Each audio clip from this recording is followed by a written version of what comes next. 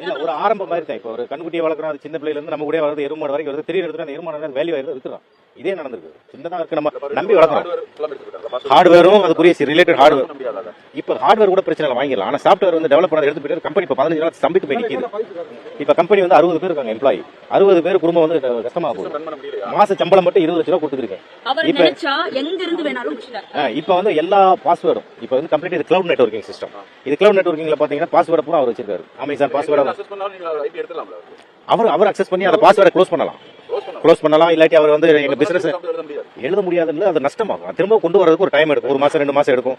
So இதுதான் அவரோட plan. அவர் நேற்று வந்து அங்கே ஸ்டேஷனில் கேட்குற எஸ்எஸ் காலனி ஸ்டேஷனில் அவர் நான் கொடுக்கவே முடியாதுன்றார். வந்துட்டு கொடுக்க முடியாது போயிட்டார். நான் எதுவும் கொடுக்க முடியாது, நீங்க தெரிஞ்சதை பாருங்க அப்படிங்கிறார்.